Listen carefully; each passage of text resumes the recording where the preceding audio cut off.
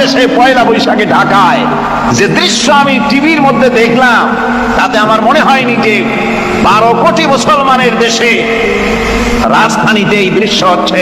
আমার মনে হচ্ছিল এটা বুঝি কলকাতা অথবা অন্য কোনো শহর হবে। আমি দেখলাম সমস্ত যুবক যুবতী, নারী পুরুষ, বিভিন্ন বয়সের লোক সব একসঙ্গে রাস্তায় নেমেছে, নাচতেছে। তার মধ্যে বুদ্ধিজীবী আছে, শিক্ষিত লোক আছে, সমানে নাচতেছে। আর তাদের মুখোশ পরা, বানরের মুখোশ, কুকুরের মুখোশ, শূকরের মুখোশ, ঘোড়ার মুখোশ, পাতি শিয়ালের মুখোশ, এই মুখোশ পরে এভাবে নাচতেছে। আমি চিন্তা করলাম, নববর্ষের সাথে কুত্তার মুখোশের সম্পর্ক কি?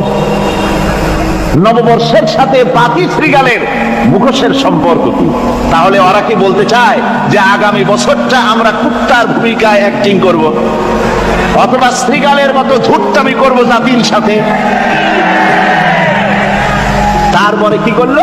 সকাল বেলায় যুবক যুবতী পয়লা বৈশাখ সূর্য উদয়ের আগে রমনা লেকের পাড়ি গিয়ে সব দাঁড়িয়েছে বাসন্তী রঙের শাড়ি পরে।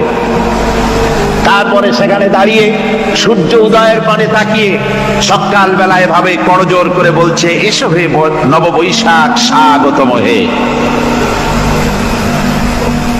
নববৈশাখ অলক্ষে বোধহয় এটা শুনে বলতেছে, বাবাজিরা আমারে ডাকতেছো, অপেক্ষা করো আমি আসতেছি।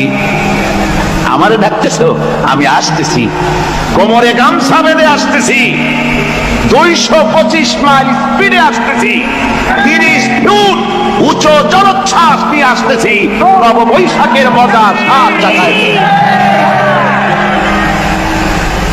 আমার ভাইরা, মুসলমান নববর্ষ উদযাপনের সাথে মুসলমানের কিসের সম্পর্ক?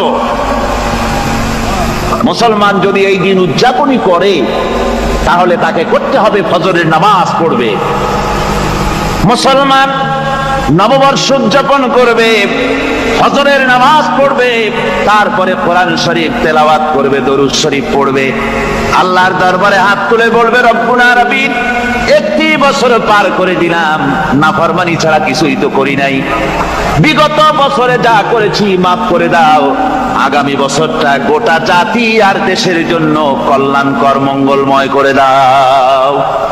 এটাই তো বলা উচিত ছিল নাকি বলে? তা না করে, তা না বলে, বৈশাখের পরিচালককে না দেখে সরাসরি বৈশাখকে আহ্বান করা হয়েছে। আর বৈশাখ আহ্বান করার মজা জনমের মতো দেখাই দিয়েছে।